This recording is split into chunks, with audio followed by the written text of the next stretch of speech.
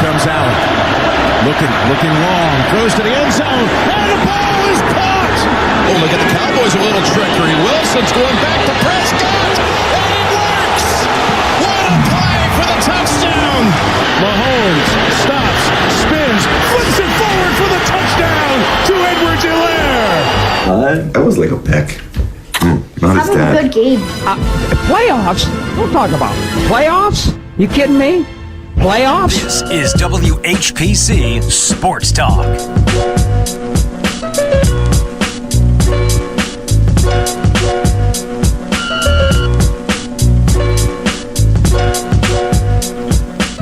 It is the midweek Wednesday edition of WHPC Sports Talk on the voice of Nassau Community College, 90.3 WHPC. It is Joshua Umahi as your host for today, joined by Eric Williams, Corey David, and Ross Levine. How are we doing, fellas? Man, where's my camera?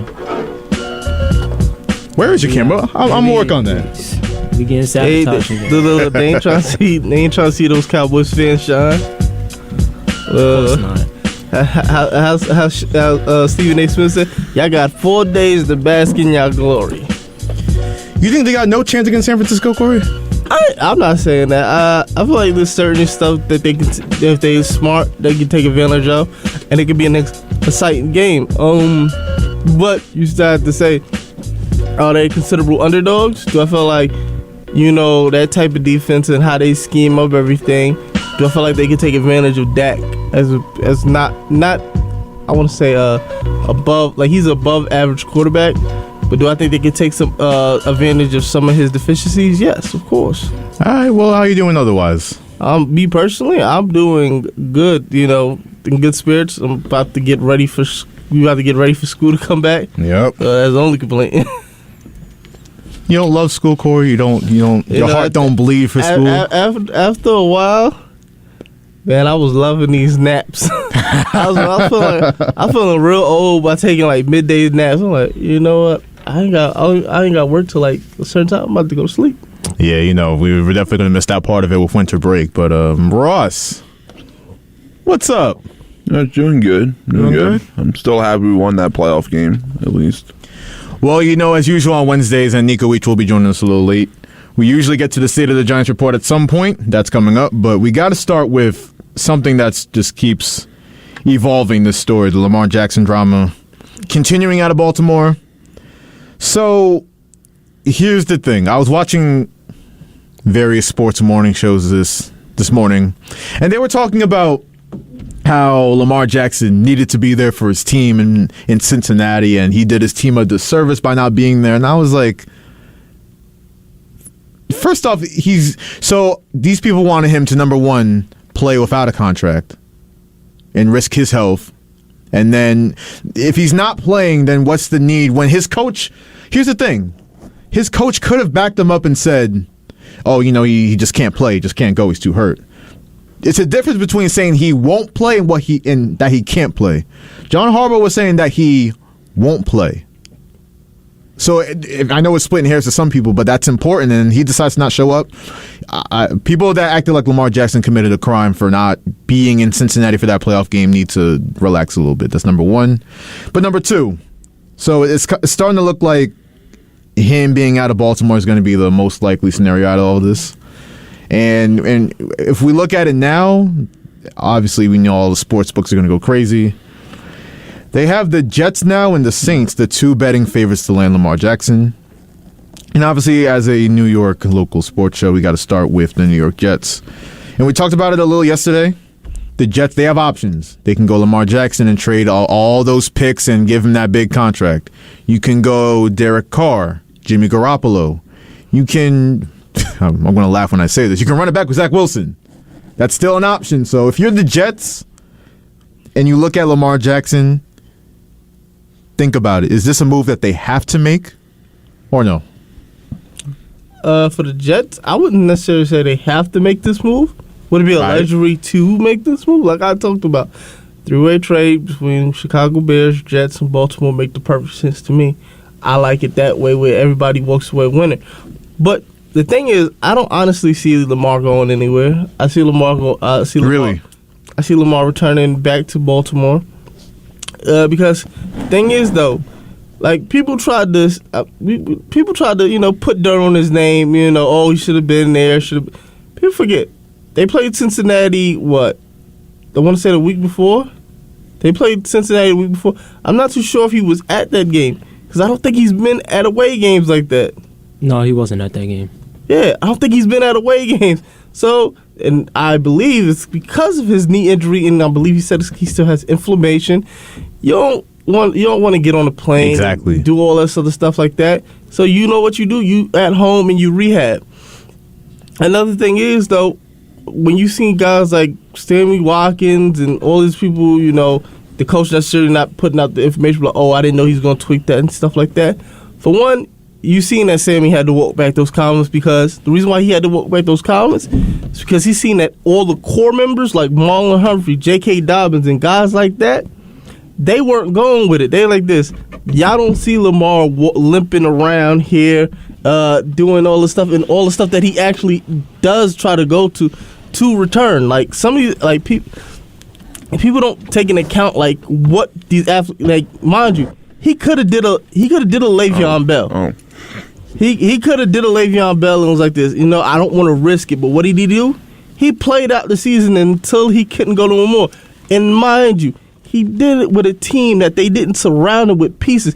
He always had a revolving injury offensive line. You didn't give him receivers to work. You didn't give him receivers. And the thing that I don't like about the narrative about Lamar Jackson is how they say, oh, if he goes to another team, he has to have a system built around him because he only plays one certain type of way with the Greg Roman system. I hate to put it like this. I feel as though that system actually holds him back because if you look at him in college, he played in a pro-style system. If you look at the playbook from his college, it is the pro level concepts of like how you have to. I want to say like route combinations, everything like that. He can do that. He can go through a whole progression. So to say he's just limited to playing one style, I feel like you're doing him a disservice because I feel like if you actually put him in a system where he can thrive like a pro system, I feel like he can thrive. Like especially if you have weapons. Like y'all try to put Sammy Watkins out here and try to make him and DeMarcus Robinson like, yo, this is good number ones. These are good options. And Deshaun Jackson. I try to bring, like, come on, what is we doing here? And even guys like Hollywood Brown, they know the real. They like, it's not Lamar. It's the system. You're preaching right now, and to piggyback off your points, like, we need to clean up a lot of the discourse and the narrative around Lamar Jackson. Because you had guys like Chris Mad Dog Russo on First Take today. He was like, Lamar Jackson gets hurt because of his play style. And he brought up Justin Fields, too. So are you speaking in code, or do you actually have facts to back this up? Time out. Lamar Jackson, when the most times he's got injured? In the pocket. In the pocket. I always ask this. They always say, his playing style is dangerous. The running quarterback doesn't work. Yeah, we see the hits that Josh Allen and Daniel Jones take on a regular. They're not going down. Even when Cam Newton was getting hurt, his last years in Carolina, he was getting hurt in the pocket. Yeah, and Cam Newton. I mean, like you said, like the thing is, like when you talk about playing style, yes, running is always going to be dangerous. The same reason I say like with Josh Allen, like I compare him similarly to Cam Newton in this running aspect where they don't take a slide or anything. Like they actually go for those hard hits, and eventually they're going to do damage to their shoulders, as you see with Cam. Pounding into those piles and doing everything that it doesn't go good for your shoulders, especially being a quarterback.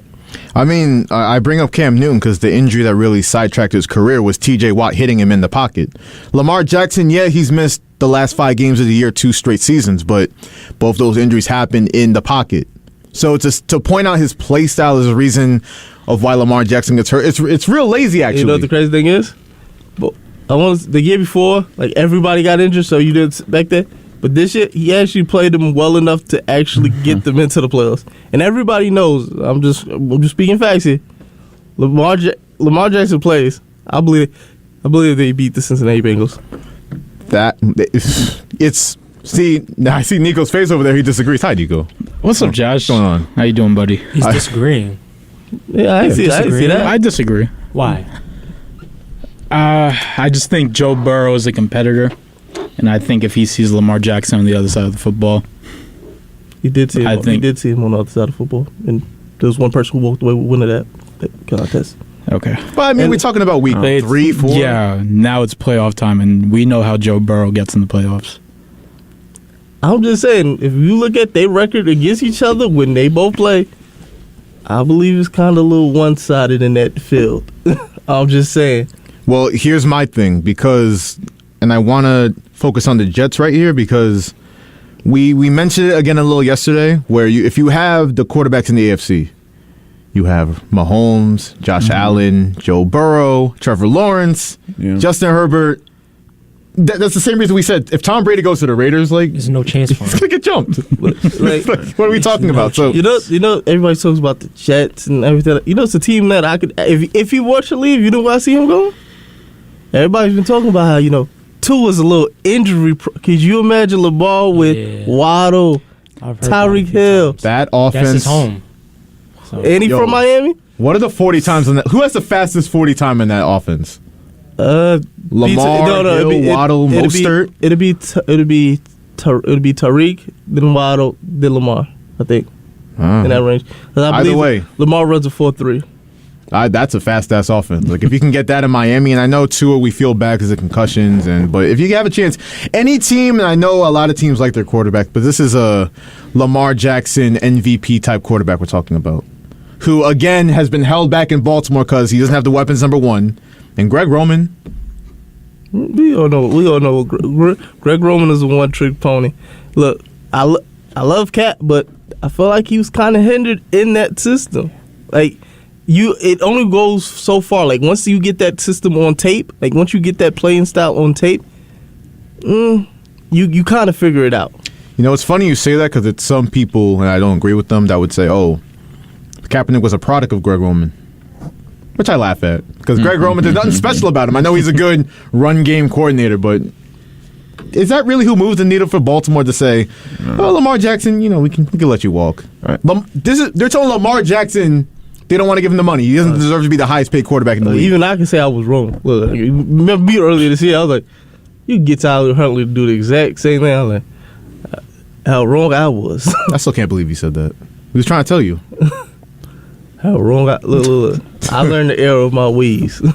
Just watch how the season progressed, because literally, I want to say at the start of the season, it was a scenario where it was like they would have these crazy leads, and then they would just blow them because the defense, and then out the defense and Lamar, because we had to. I'm not going to take him out of the equation. Like, you still need to try to put up something, and those times, like, literally the whole team would go stagnant once they got up by 20. Yeah. 516-572-7440. Jets fans, we're talking about your team and Lamar Jackson. If you got thoughts about Lamar Jackson, call up the show, please. Once again, 516-572-7440. And some more news out of Jets land. So, this interview today. Can I just say before you read off the names? Nobody wants this job.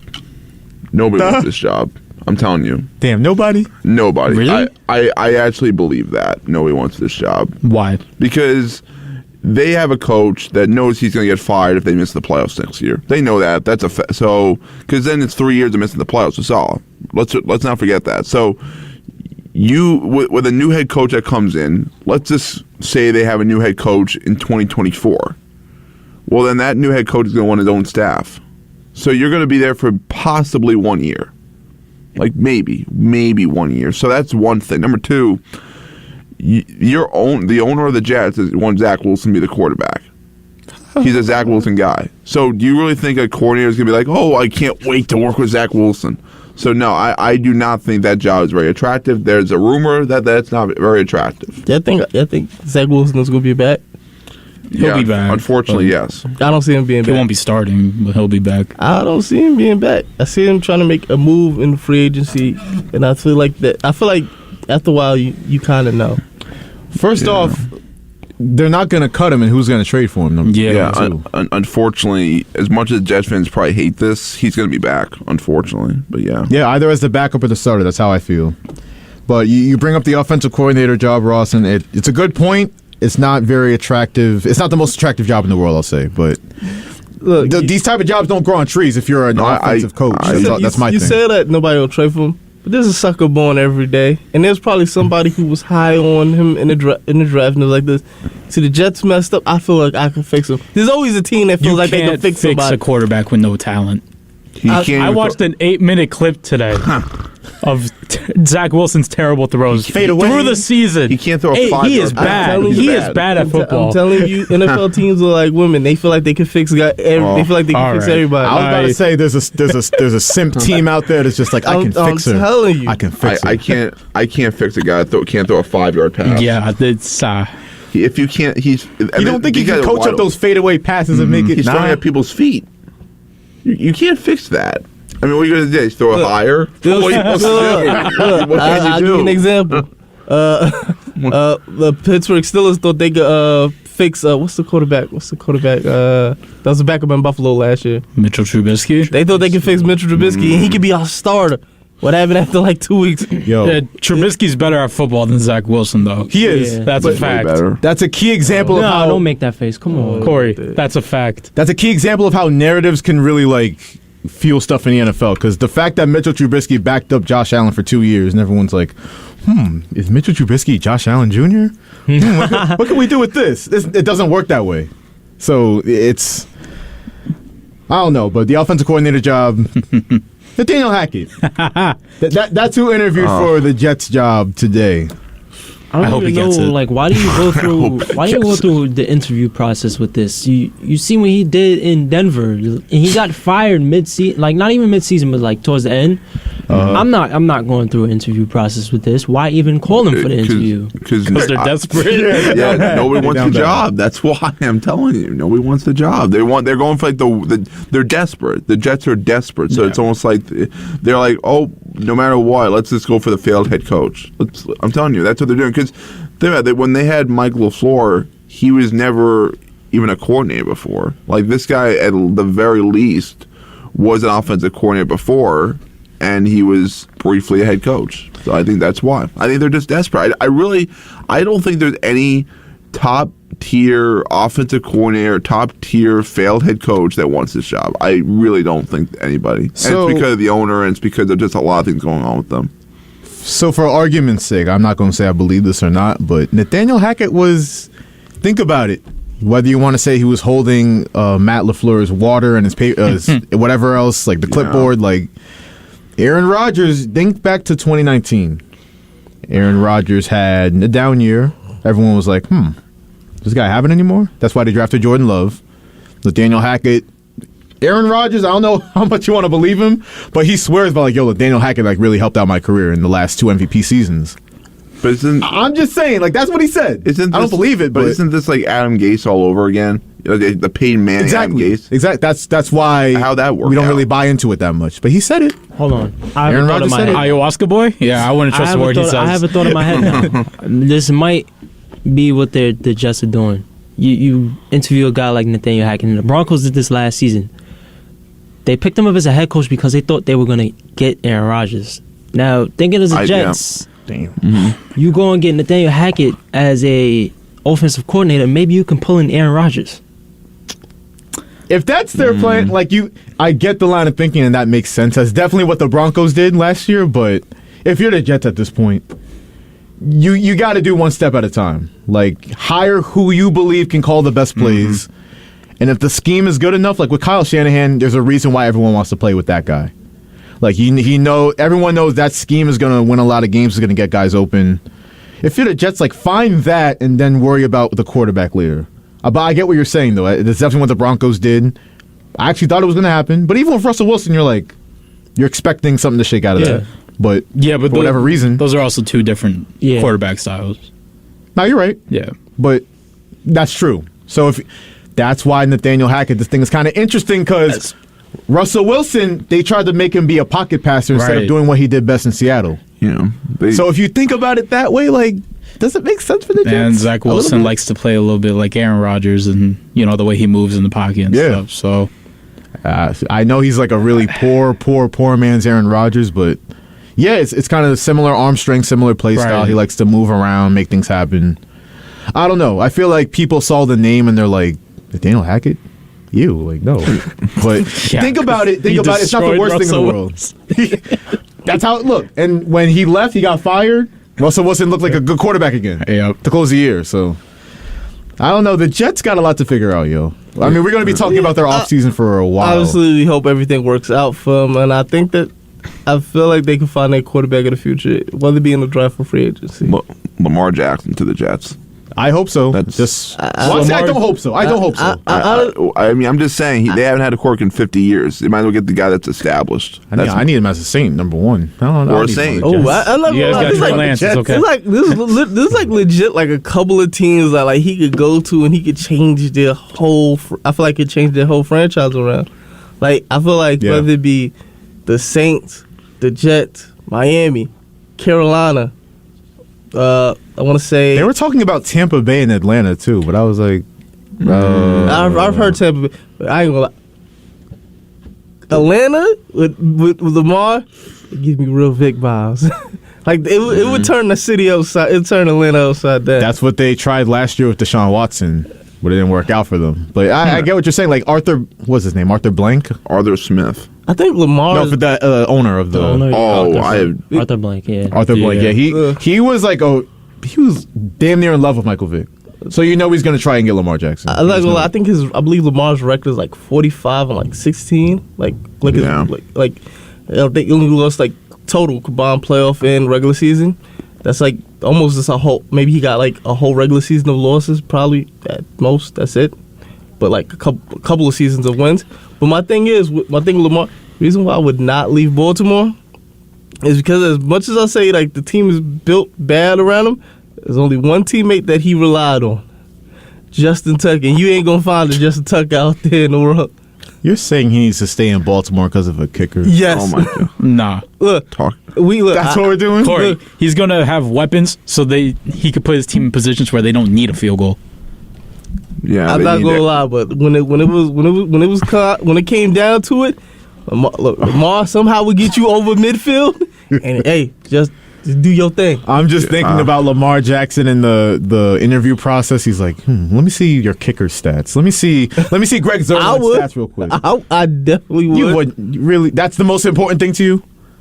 I like what you cross midfield. Like I can get you in position to win the game. I just need somebody who's gonna ace it. Because you look at him, he had a couple of those. Like the last 2 seasons, he's had a bunch of those where it's like, I'll get you across midfield. I just need you to knock it down. That's it. If Lamar goes to the Jets or wherever he goes, I want touchdowns. I don't want field goals. Put him in a position to get extra points. I don't care about field goals. I'm not sure if you watch Baltimore Ravens games, but there'll be a lot of people say, he doesn't like to throw it deep and the certain stuff. Like, a lot of times I've seen him throw it deep. A lot of receivers give up on a route because he actually throws it too far sometimes. Yeah. Like, you got to catch up. You got to catch up to him. And I've seen situations like Sammy Watkins where the ball is right there, but he gives up on a route too soon. That's why I need to see him with Chris Olave, baby. Get him to New Orleans. Get him with Kamara. I mean, I remember and Dennis Allen, baby. I remember. I feel like if he was to go to the Saints, I feel like he could revive Alvin Kamara. Oh, definitely. Because I feel like he would give off a similar situation how Daniel Jones has it with Saquon, where you give him that running aspect as well. So now you have to watch out for both.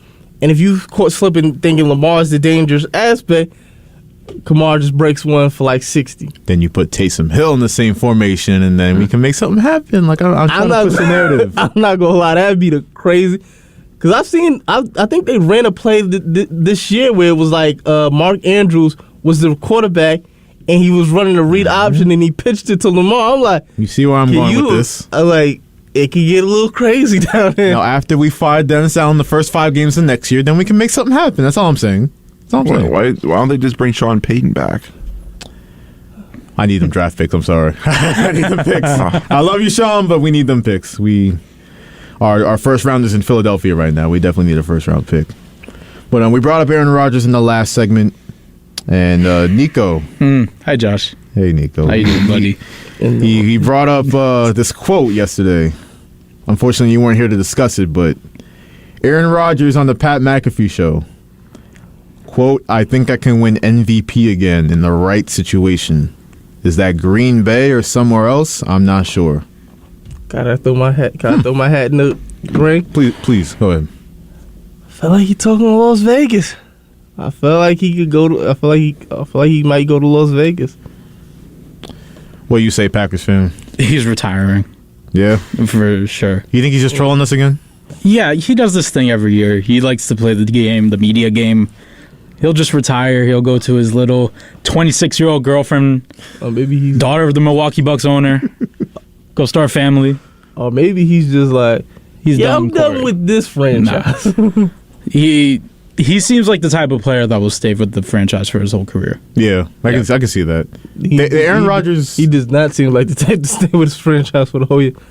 I feel like in the slightest chance, if San Fran would have offered a trade, he would have been out there a long time ago. Well, good thing they have the Brock party going on in San Francisco. They don't really need him right now. But I feel like he might try to. He doesn't necessarily want to be a one-hit wonder. Like, where it's like the one thing you're known for is that one Super Bowl. That one Super Bowl in 2010? 2009? 2011. Yeah, 2010 season. Yeah, we're not doing this again. We're not having that argument again. It felt so long ago, and it's just like it felt like each time you were right there to getting back, something just crumbled. You know what's crazy about that? Because the Saints won in 2009, Packers won in 2010, and you're thinking like Breeze and Rodgers are definitely going to get another one at some point in their careers, and they had so many chances, but it just didn't work out. I call it the Dan Marino effect. You get there, you never know when you're going to get back. Yeah. I mean, we said that about the Bengals last year, and I think they're going back. So they're both. Well, Drew Brees more so than Rodgers. Drew Brees could not play on the road in the playoffs. He sucked on the road in the cold. Not good. Great quarterback though, but not good in the cold.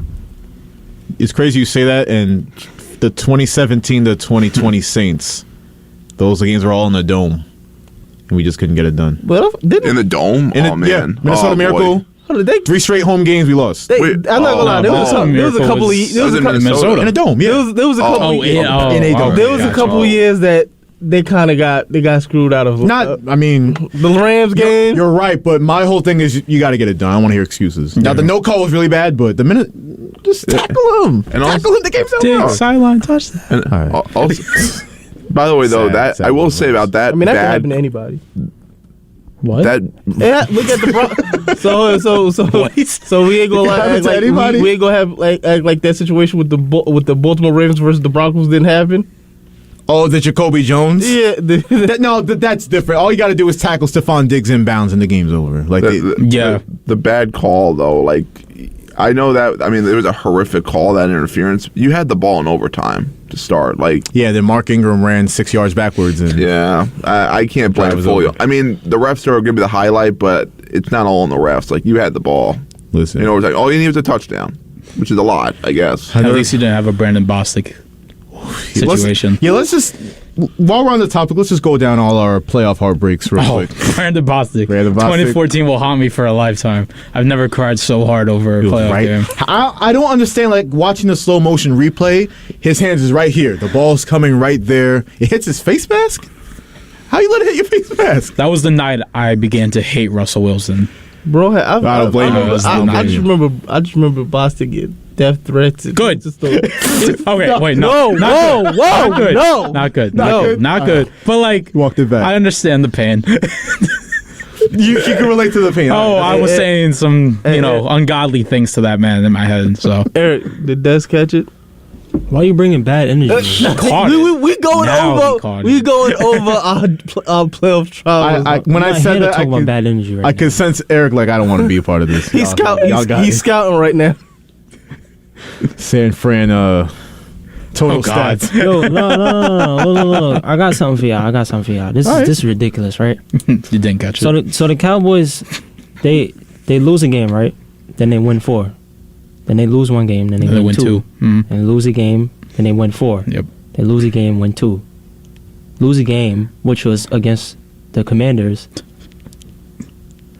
They're not beating Brock Purdy, bro. It's not happening. You know what? I think they got a chance. They got a shot. I think they have a chance, but I think their only chance is Micah Parsons doing it for him. I was telling you, he could happen. He gonna go real in depth in this. By the time Friday come, he gonna know he gonna have a whole statistical database on how the Cowboys are gonna win this game. I was wondering what you was doing over there. All right. Can you script out the whole first drive for us? We're about to be like, you ever watch do that? You ever watch like Iron Man was like he just like scouting everything, like he just like putting everything to pieces together. He's like, I see it. I see exactly how it's gonna happen. Yeah, I'm looking for the NFL script right now just to like see like. Oh yeah. Yeah, I wonder what they have written up this week. I don't know. You can't top the Jaguars one. You really can't. You cannot. That was once in a lifetime. If they were doing like a crazy script, right? They was doing something just out the blue. They would do something crazy like get the Giants into the Super Bowl. That's not happening. We beat the Eagles. We beat the Eagles, and then we beat San Fran. No. That's where the script goes wrong because they would want Giants Cowboys. Yeah. No. You would want San Fran. No, you wouldn't. You would want Giants Cowboys. You want Giants Cowboys. Trust me, you want Giants Cowboys. You know how much attention that would draw? New York, the biggest market. Dallas. Yeah. I just see you would want San Fran because of like past playoff experience. No, I'm not gonna lie. I don't think we're even gonna get there. I think we're losing on Saturday, unfortunately. And I hate the Eagles, but I have to admit it. So I'm sorry. I think we're losing. We're losing. I think you guys have a strong chance. That's what I'm saying. No, we're 8-point underdogs. No, but Jalen Hurts they ain't people.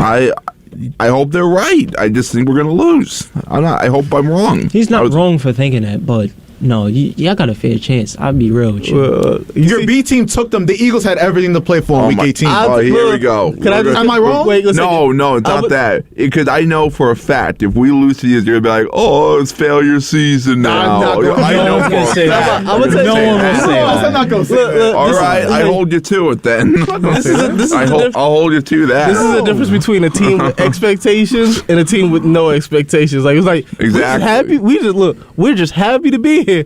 Eric, I think I know we can win our game. Exactly, but that's the point. The Eagles have all the pressure on them. Now you can win all these regular season games. They do. Yeah, good for you. But once you get to the playoffs against a quarterback, last time we saw Jalen Hurts in the playoffs, remember Tampa Bay last year? Not too good. Here's what I'll say though: the bye week's gonna. I feel like it's gonna help them. That bye.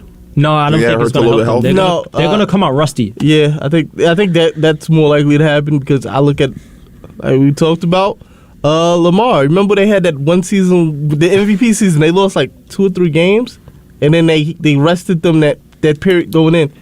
Then they lost that first game. Got Derrick Henry. He turned Earl Thomas into a lead blocker, bro. I'll never forget that moment. That's supposed to be their year. A lot of times that does not work out for you, and I feel like, but the thing that may help them is the fact that I believe they did play the starters the last game of the week, the last game of the year, regular season, right? They didn't rest their starters. I don't remember, but because I feel like Jalen Hurts, he had that injury and he was out like a couple of games, and then he came back and he finished off the season for them. Yeah. So he might not have that much rust. Well, but yeah, I forgot you were talking about this season. But yeah, that's what happened. Yeah, that Jalen Hurts came back, had everything to play for. The Eagles, remember, the number 1 seed in the NFC East was still in the balance. Mm-hmm. And you let Davis Webb take you to a 6-point difference.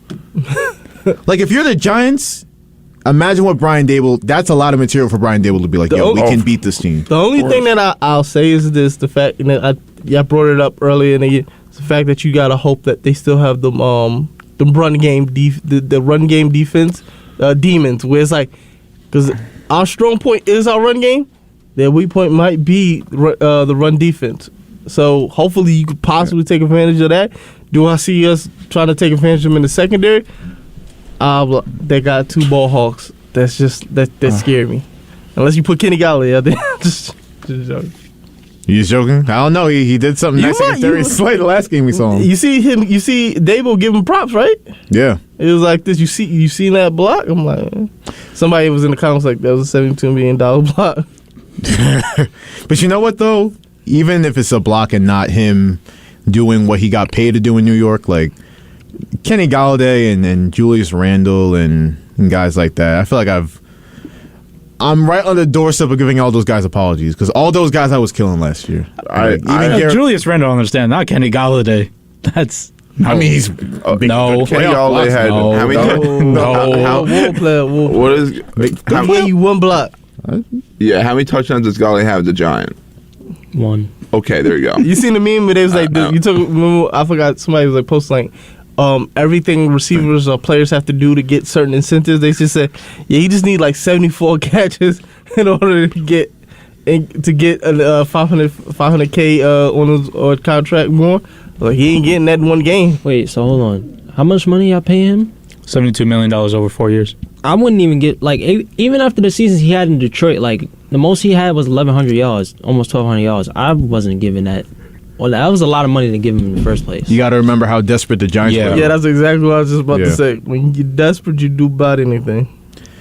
Well, the Giants are definitely, not even the Giants. The Eagles are definitely the most desperate team. Real quick, Ross and Corey, what's your confidence level going into Sunday's game? Like from 1 to 10? Give me a number. What's not confident? What's confident? Like 0's not confident, 10's confident. 2. Negative $1 million. 2. When we say 4, I'll say 4. Can you double it and give it to the next person? 5. Oh. I'll give you 5. Right. 5. I don't think we're winning. I don't think we're gonna get blown out. How about that? We won't get blown out. We'll lose by a touchdown. I think you take that as a Giants fan for what this season's been. I got an 8.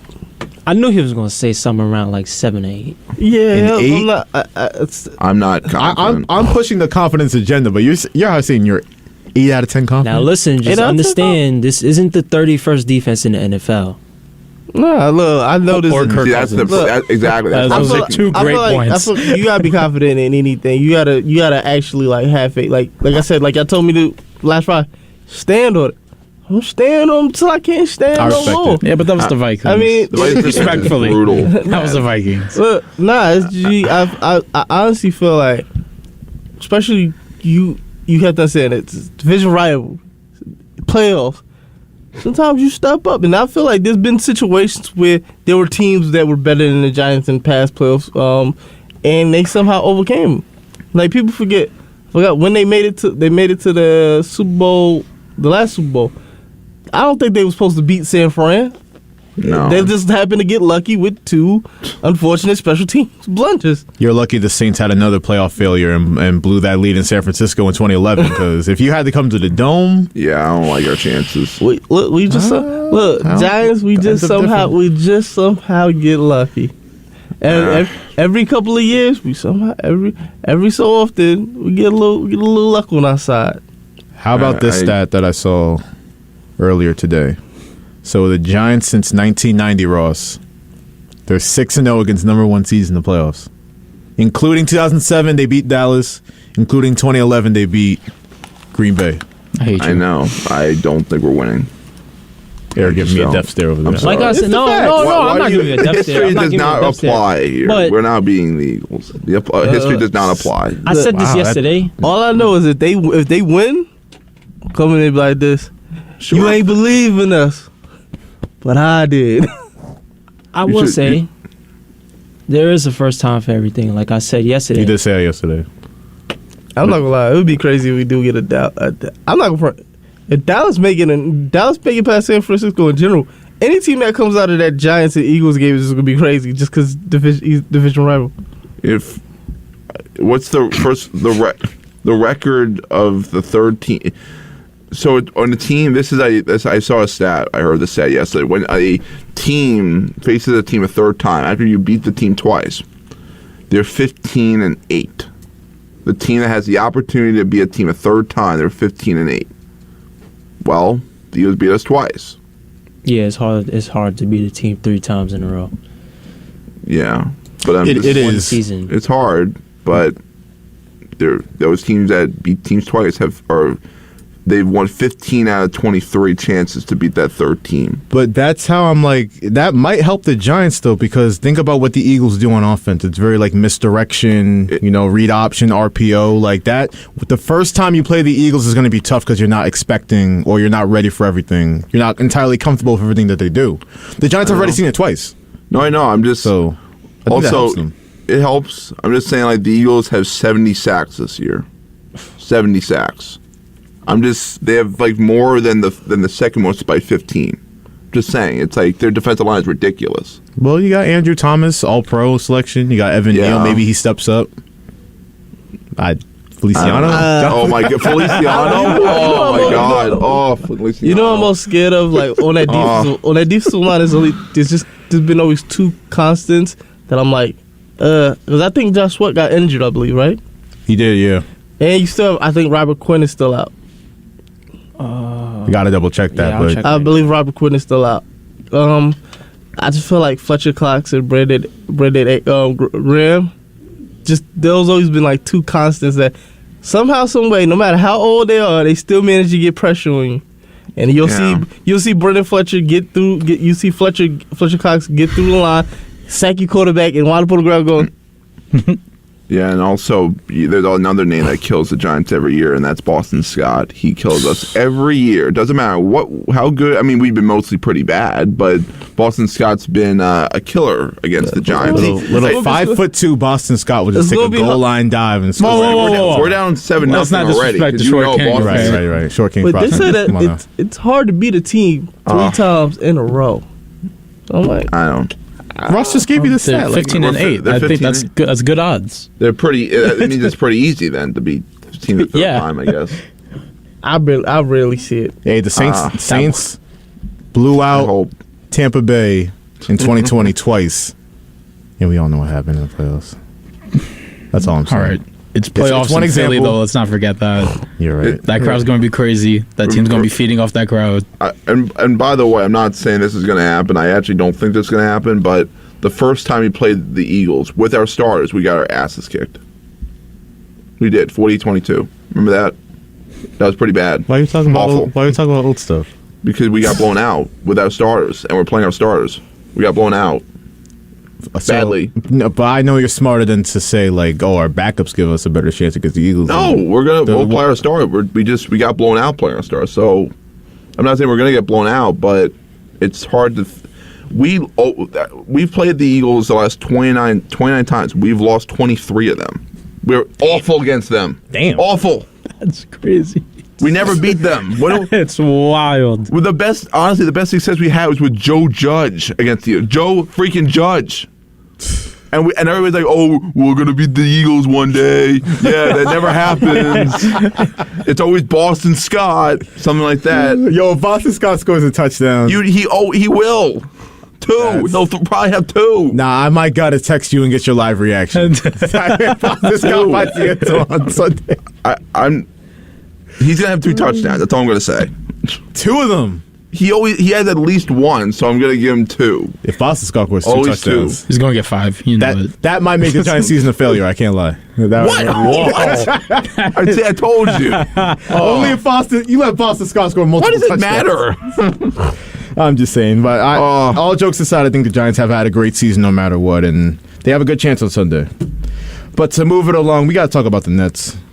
Not even specifically the Nets. Ben Simmons. They lost to the Spurs. A 13-win team. It's not what you want. Not what you want. Ben Simmons dropped a triple-double, though.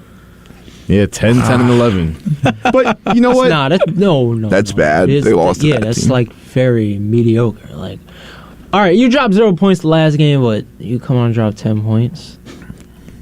It's funny because I was trying to put a parlay together and it actually hit because Ben Simmons got a triple-double, but I'm like, if Ben Simmons doesn't get at least 15, I think I said it on the show yesterday too. If Ben Simmons doesn't get 15 points with no Kevin Durant, no Kyrie Irving against the Spurs, the Wemby sweepstakes Spurs, like, nah, we got to really rethink what's going on in Brooklyn. You ever seen that video of LeBron and he's like bent down, like he's exhausted, and he's talking to the team in the huddle, and he's like, DG, you all jogging down the court, go get you a bucket.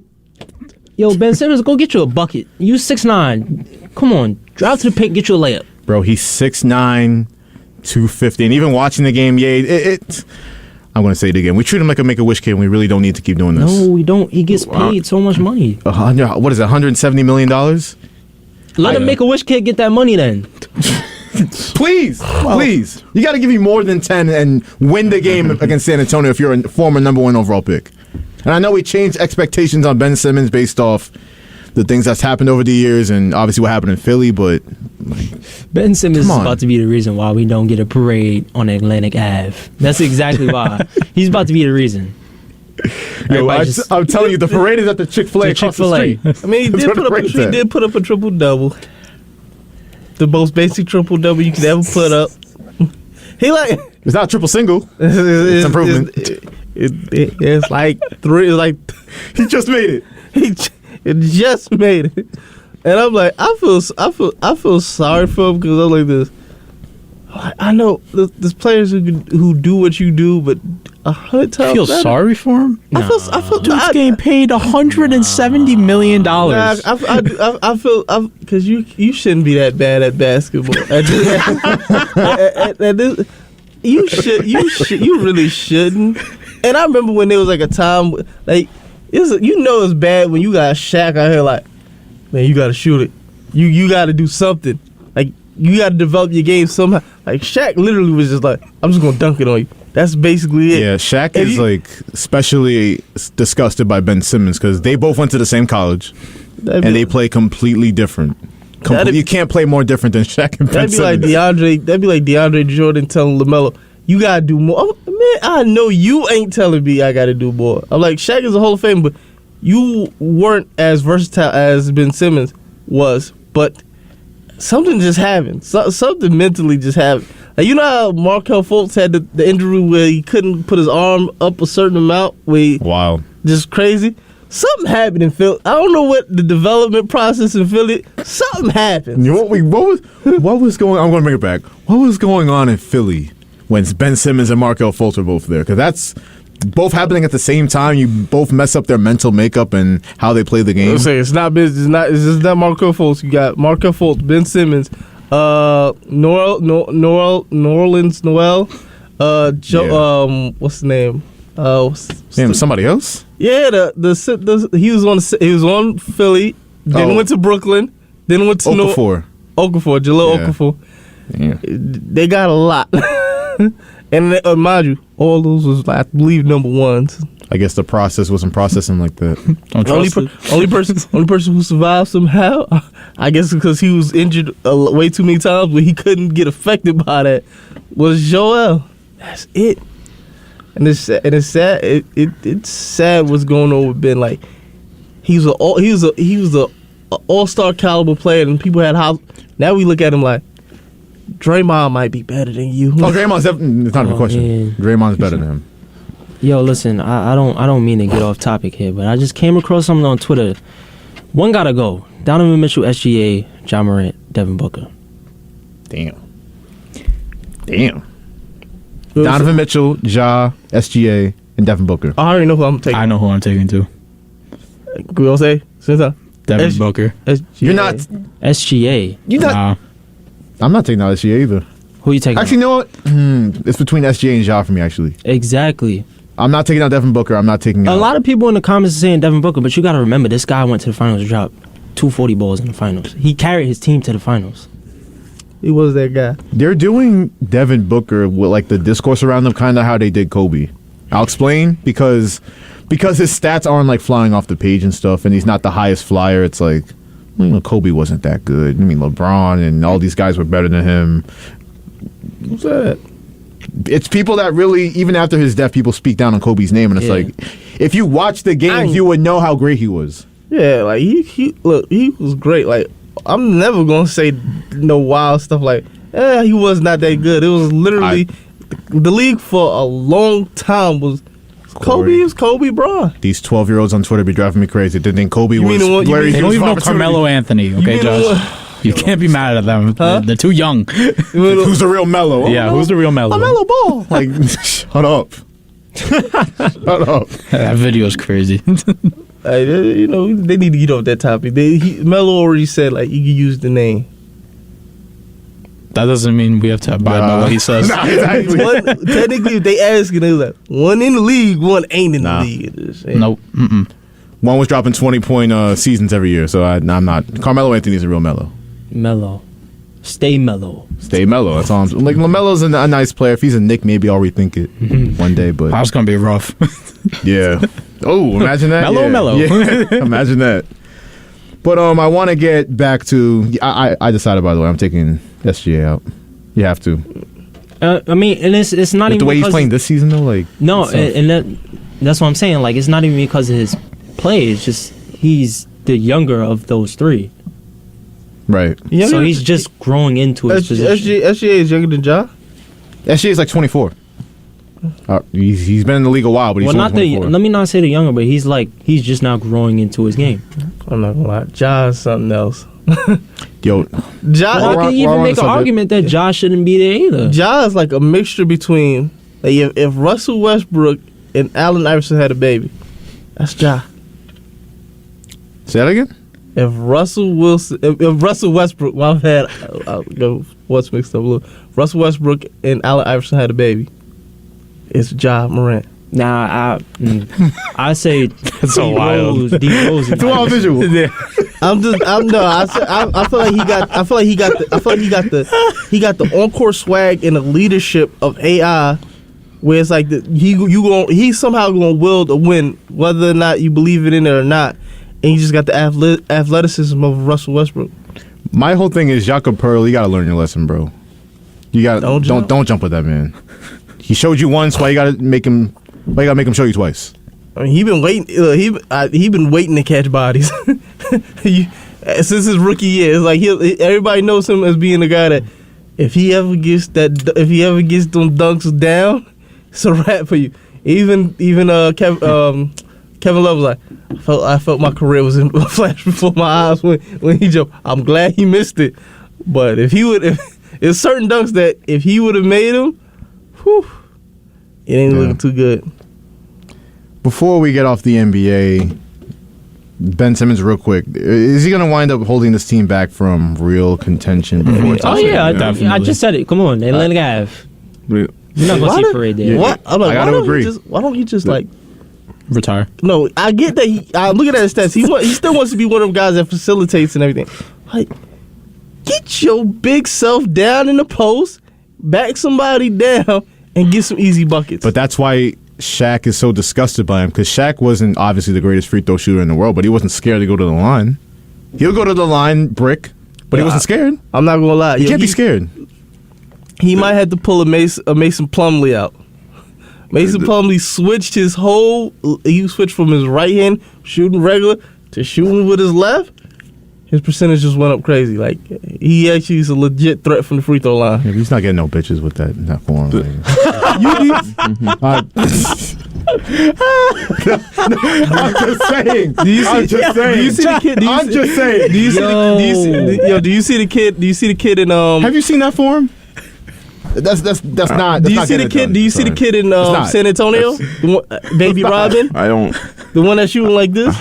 I don't count that the one shot. One hand. I don't. It's not a shot, in my opinion. Look, you gotta do what you gotta do to get the easy point. Like the hoes be watching though. Like. I'm not counting that as a shot. Sorry, you gotta shoot with two hands. See, it's not even moving Ross, bro. You gotta shoot with two hands, my man. Not one hand. One hand doesn't do it for me. And the underhand don't even get me started. Underhand free throws, like who was doing that? Rick Barry? Joakim Noah too. Like I keep moving Flint Tropics. It worked for him every time. I'll give you an example. That doesn't do it. What's the thing? Switching your hands got Tristan Thompson $80 million. So call it what you want, call it what you might. If it gets the job done, do what you gotta do. The thing is, they got Tristan Chloe though. Like, that's my point. Still got $80 million from the Cavs. He still finessed $80 million from the Cavs. All right. The Knicks are scared to go to the free throw line. That's for damn sure. Yeah, speaking of the Knicks, so they play tonight at home against the Wizards. They'll look to get back to 500 at home, which I don't understand how they're 6th in the East and they have a losing record at home. But whatever, it's weird, but they're a weird team. Honestly, I wish they just blew it all up, but they're not. I wish they did already, though. Well, no, you can't see, at the start of the season, I was with you because there was no direction, and that really upset me. But the fact that they're 6th in the East and they're a young team, all their players in the rotation besides, I think, one is all under the age of 27. Yeah. So it's a good thing. No, it's a good thing. I don't think, I mean, again, I guess some of this is on the coach too, but I'm not even blaming the coach on this, all of it on the coach, because they need to be able to win games close for me to actually believe in them. And I don't think this roster is equipped to doing that. Like, I don't think they scare anybody in a close game. I just don't. I mean, that's including Brunson. As much as I think Brunson's been unbelievable for this team, and there's not one bad word I could say about the guy because he's been unbelievable. But my God, the free throws, not good. Just not good. I almost feel bad when they had the camera on the guy. I mean, after the who they last played? Toronto. Like, the camera was just on Brunson. Like, it was bad. Like, and they were getting close to him too. It was awful. I almost felt sorry for the guy. Yeah, Brunson's definitely got to knock his free throws down. But everybody does. Yeah, it's not just him. The interesting thing that I saw about the Knicks today, though, was this rumor that Cam Reddish, maybe like the Lakers, maybe the Mavs could be in on him. I saw that Tom Thibodeau, since we're just building around a 70-year-old coach, that's what we're doing in Madison Square Garden. He wants to bring Reggie Bullock back. Oh, no. God. Blow it up, then. Blow it up. I don't even want to. This man said Cam Reddish, nah. Reggie Bullock? That's what I need. No, there's some players that's consistent. That you have some players that are inconsistent. Reggie Bullock is inconsistently. He's consistently inconsistent. Yeah. Like, he just, like, something about him. He can shoot the ball one night and then the next night completely, like, 0 for 7. He got paid to be a shooter by Dallas after that good season with the Knicks in 2020-21, but he's shooting 33% from 3 this year. So what you paid him for, he's not even doing well. You might as well put Cam Reddish on the court for that. Exactly, but we all know Tibbs isn't going to do that, so there's that. Also, to close out the show, we promised our director we'd talk some baseball today, so we're going to do it for 2 minutes. We don't have to do it. You're going to do it for 2 minutes? We don't have to do it. You got to show off for the Mets fans. You want me to do it for you? I'll do it for you right now. Tommy Pham signed with the New York Mets. That's it. Darren Ruff doesn't have to play baseball for the Mets next year. There you go. There you go. Baseball talk. Jesus, it's January. Stop. Oh, my God. It's off-season news going on. No. Tommy Pham, that moves the needle? It doesn't. That's what I promise thought. you it doesn't. All right, well, Ross, how do you feel about it real quick? Okay, signing. You see, he gets it. Okay. It doesn't move the needle even for me, I guess, but don't move the needle for Ross. Just get Shohei Ohtani and we're good. I don't care. I agree. Or just get an actual good bat. You know, you missed out on Carlos Correa. Tommy Pham, just don't join a fantasy football league with him. It can end poorly for you, but he's a good bench piece. Please get me another bat that can actually save this offense. Yeah. Give me a superstar, man. Yeah. I'm a superstar. It's the same thing with the Mets as it is with the Knicks. Like, get me the star on offense that can really get it done. Yeah. That pitchers are scared of. Yeah. We got a minute left in the show. Any final thoughts? Bring back steroids in baseball. What? I'm with that. I got a good final thought. All right. No matter who wins, I know people don't watch UFC like that. No matter who wins between John Jones and Ciryl Gane, Francis Ngannou is and still will be the heavyweight champion, even though Dana White just tried to issue on him and basically says, "Oh, he doesn't really want to fight anybody." You know, UFC fighters do not get paid what they're worth, and the fact that nobody's backing Francis, it just shows that they ain't never gonna get paid what they worth. Dana White, what a guy, huh? What do you expect from a guy in a fighting business? Truly. I mean, the show Slap League is premiering next week, I believe. I saw that. Interesting Yeah, time. here's the trailer. Interesting. On that note, we're going to call it a show on WHPC Sports Talk. From myself, Joshua Umahi, Eric Williams, Corey David, Nico Each, and Ross Levine. We thank you once again for listening to the Voice of Nassau Community College.